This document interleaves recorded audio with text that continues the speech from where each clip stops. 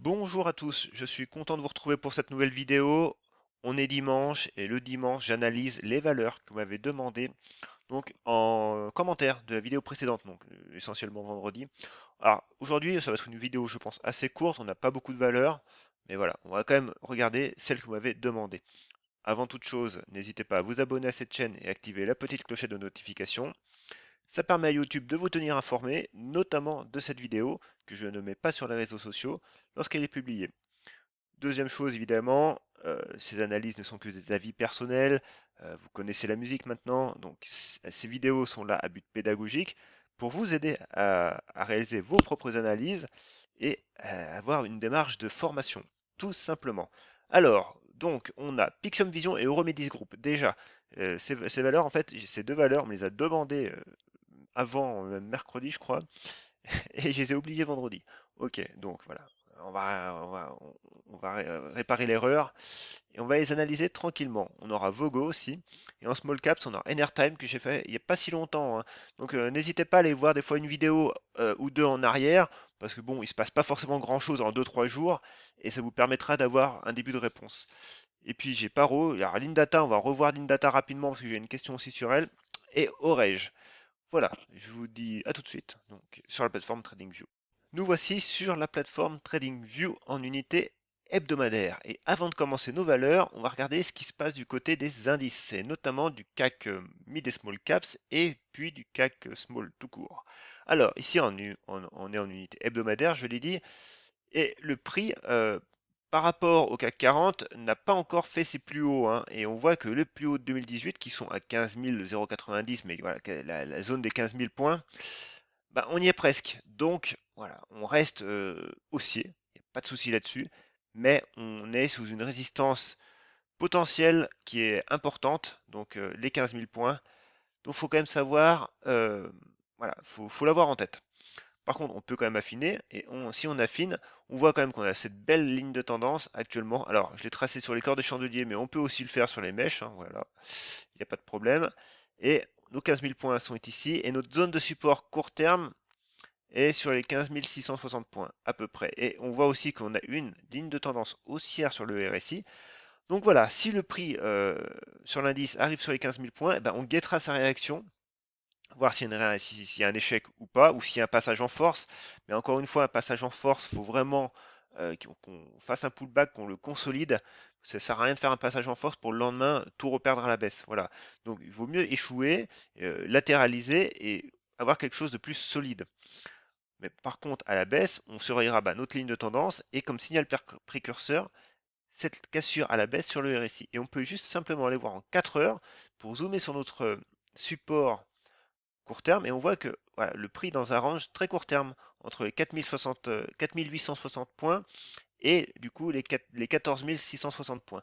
On voit que les bandes de Bollinger encadrent parfaitement, hein, ce range court terme. Donc en cas de cassure haussière de ce premier pivot, voilà, on irait rejoindre notre zone de résistance moyen terme. Et ensuite, en cas d'échec, ça serait déjà ce premier support à tenir avant d'envisager une cassure plus profonde de cette ligne de tendance. Voilà pour lui. Maintenant, on va regarder le CAC small, tout court. Alors, on va se remettre en hebdomadaire, pareil. Et en hebdomadaire, lui, le fait intéressant, c'est que pareil, on est quasi, on est même ouais, à deux doigts d'y être dans cette zone de résistance. Donc pareil, encore une fois, pour le moment, il n'y a pas de signal baissier, hein, on n'a pas de souci, hein. On voit que le MACD, bon, lui, il s'affaiblit dangereusement, mais il n'a pas encore donné de signal baissier. Et le RSI, c'est pareil. Le RSI, je le rappelle, c'est la cassure à la baisse des 70. Donc ce niveau-là où il y a le curseur. Pour l'instant, on n'y est pas encore. Et puis c'est pareil, on peut tracer une ligne de tendance aussi ici. Voilà. Toc.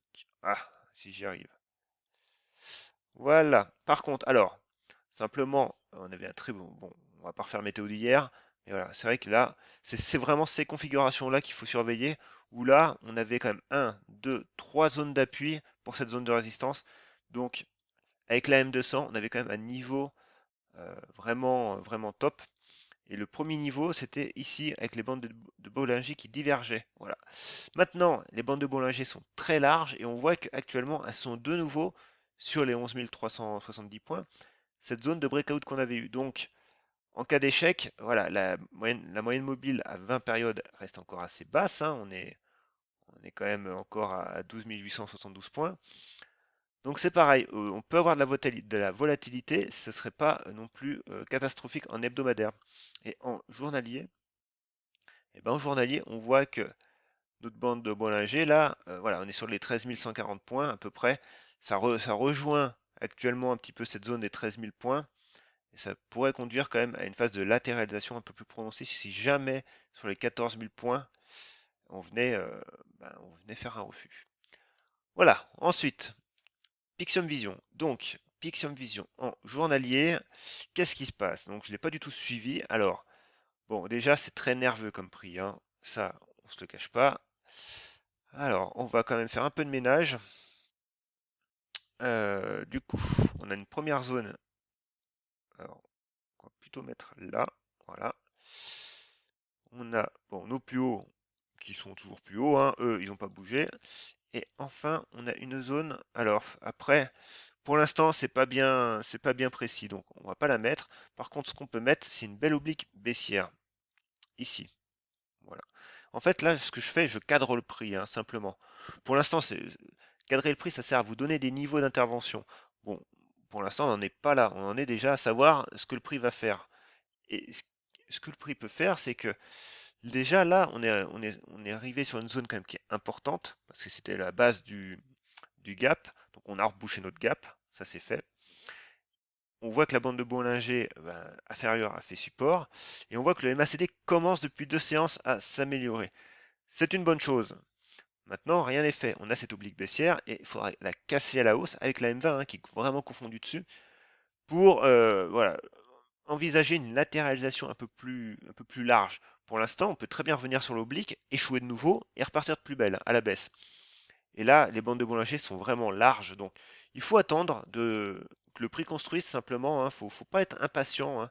Alors, on peut très bien revenir sur cette zone, voilà, des 1,70. Ça laisserait autant les bandes de Bollinger d'arriver à se contracter, que le prix ferait une petite latéralisation. Ça, c'est un scénario optimiste.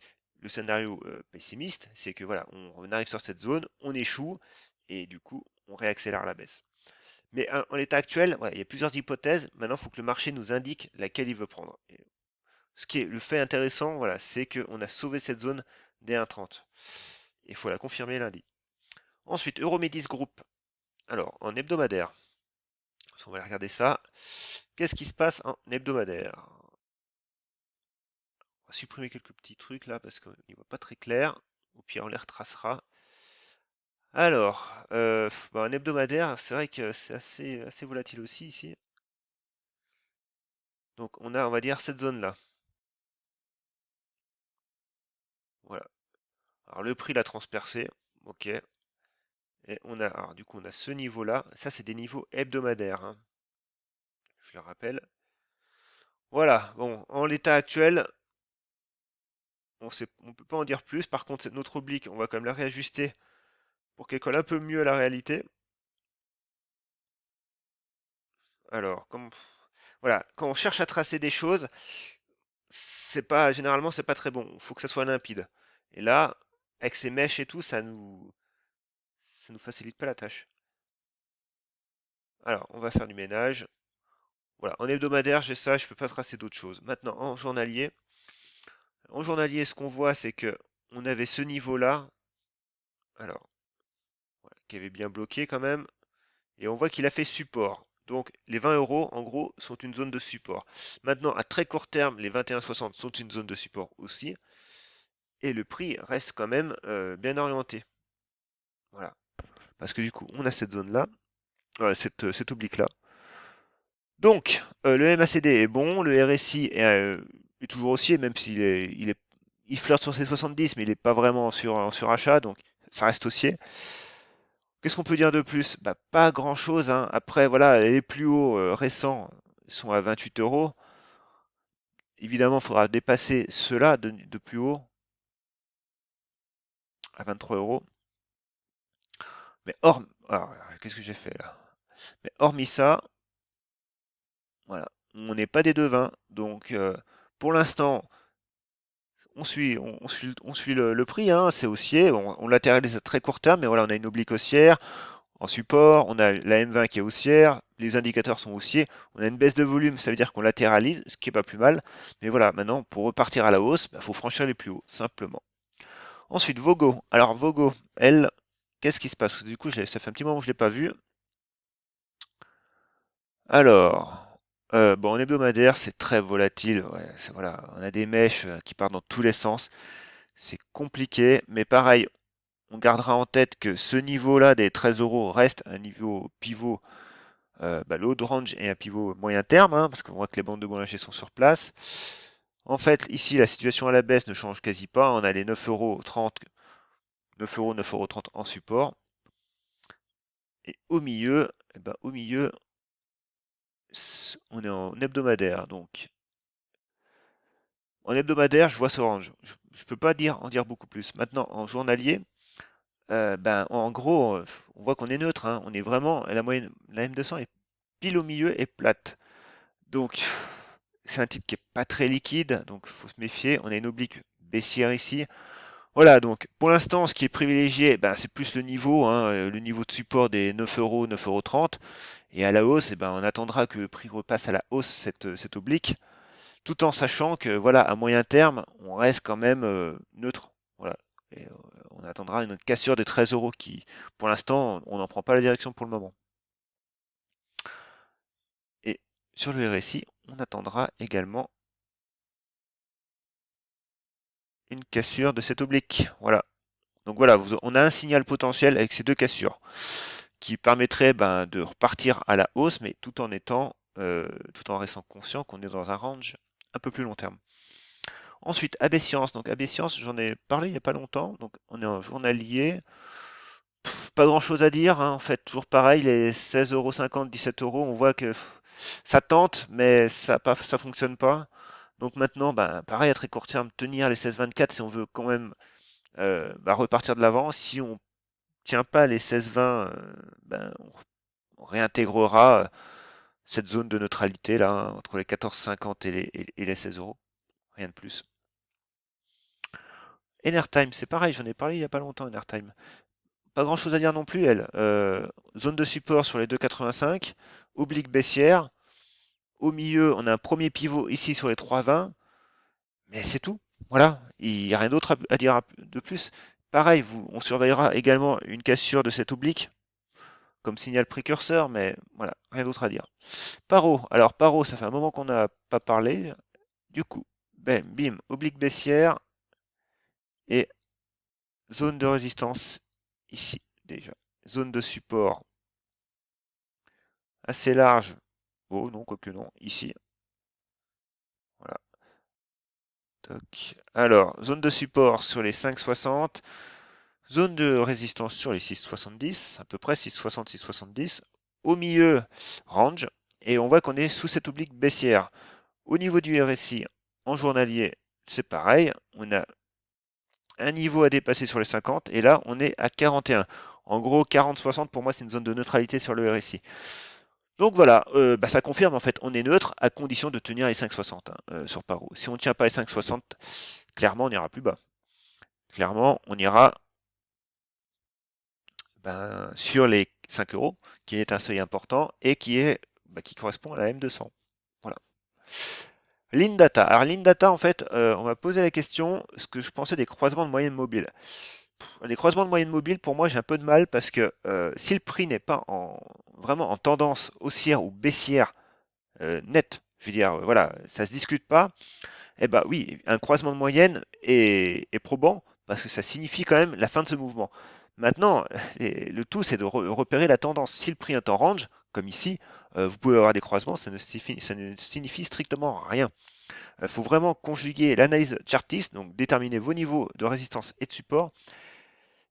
Et voilà, déjà, vous avez ces niveaux-là. Si le prix est au milieu et qu'il est aussi entre ces deux bornes, eh ben, vos moyennes elles feront pareil, donc elles ne vous donneront pas de signaux. Par contre, si le prix s'échappe, fait un breakout qui part en mouvement, du coup, vos moyennes vont suivre avec un décalage, hein, surtout si c'est des moyennes mobiles simples, donc elles sont un peu plus retardées, mais elles suivront. Par contre, à la fin de ce mouvement, quand le prix va de nouveau ralentir sa progression, la moyenne va se rattraper, et il peut latéraliser un petit peu, et la moyenne 50 que moi j'utilise arrivera dans un second temps, et si vous avez un croisement ici, là ok. Et là actuellement ce qu'on a sur l'InData, bah déjà ça peut être un faux croisement haussier, ça veut dire qu'on peut avoir un croisement, un croisement, mais si le prix arrive à breaker, donc c'est 38,40 euros, ce que je disais vendredi, ce niveau-là, bah, le prix va s'échapper et en gros, on n'aura pas de croisement, on aura un faux croisement. Par contre, si le prix sur les 38 euros ben, bloque, voilà, se met en échec, et ben, le prix va de nouveau revenir sur les 34, hein, qui est une zone de support identifiée, et en fait, on sera dans un range. Et nos moyennes, ben, ce croisement, en fait, il signifiera strictement rien. Voilà. Donc, les croisements de moyenne mobile, c'est bien, mais il faut vraiment que le prix soit dans une tendance directive forte. Si vous êtes en range, et ça c'est l'analyse chartiste qui le dit, et c'est votre cadrage du prix qui le dit, ben, du coup les moyennes, voilà, elles servent pas à grand chose. Et enfin, Orege. Orege, alors oui, j'en avais parlé la semaine dernière, donc on avait cette oblique baissière, on avait un premier niveau, ben, le niveau que moi en tout cas j'ai pris position, c'est ici sur les 1,60. Et voilà, on s'est échappé, on a fait consolider, et là on a ce niveau-là, donc du coup des 1,65, 1,70, qui est en train de se transformer en support. Alors pour l'instant, voilà, c'est encore un peu frêle, mais clairement ici, voilà, si le prix la semaine prochaine tient ce niveau des 1,70, eh ben oui, on peut continuer. Et après, ben, le prochain niveau sera les 1,82, hein. On voit déjà que d'ailleurs les 1,82 ont déjà fait résistance ici. Et ensuite, après, en fait, chaque zone de contact avec l'oblique baissière est une zone de résistance potentielle. Voilà. Alors, ça ne veut pas dire que le prix va buter à chaque fois, mais ça nous donne des indications, tout en sachant que la grande zone, ici, sont les 2,16. Alors, ici, en fait, ces 2,16 correspondent bon, à ce niveau-là, mais également au plus haut et à la M200, en fait, hebdomadaire. Et on m'avait posé la question, voir si on a, alors c'est sur elle si on avait une tasse et anse. Alors la tasse et anse, faut savoir, généralement ça se forme en tendance haussière, hein. Et justement, la cassure de la tasse et anse, ben, la ligne de coup, c'est une figure qui est fortement bulle, quoi. Je veux dire, qui est fortement haussière. Là, on est en tendance baissière. Alors, pour le coup, oui, on a une zone où on voit qu'on latéralise, on rebondit une première fois. Cette zone des 1,70 pourrait se former la anse. Et après, oui, si le prix revient sur les 1,82, évidemment, voilà ce que j'ai dit, ben clairement, là, en fait, c'est pas une vraie, c'est une tasse et anse dans la formation, mais dans les règles vraiment pures, c'est pas une tasse et anse, mais la figure chartiste y ressemble et sa cassure de ligne de coup, en gros, serait tout aussi valable. Parce qu'avec un report chartiste, donc un report chartiste, en fait, c'est un objectif graphique, hein. Ça ne veut pas dire que le prix y va forcément, mais ça peut donner une indication quand même. Et en clonant ma zone, en fait, je me retrouve avec mes plus hauts récents. Donc voilà, cette cassure des 1,82 a du sens quand même. C'est pas forcément une tasséance dans la stricte littérature, mais dans sa formation, en tout cas graphique, elle est belle. Donc voilà, faut qu'elle tienne les 1,70, et si elle tient les 1,70, eh ben oui, ça peut être quelque chose d'intéressant pour elle. Voilà, c'est tout pour aujourd'hui. N'hésitez pas ben, à me mettre un petit pouce bleu, à me mettre un commentaire, à me faire vos demandes. Il n'y a pas de problème là-dessus. Si vous voulez vous former l'analyse graphique, vous allez sur mon site, hein, le lien est dans la description de cette vidéo. Vous aurez pas mal de ressources, je pense, pour vous former correctement et à votre rythme. Voilà, sur ce, je vous dis à très bientôt et une bonne fin de week-end.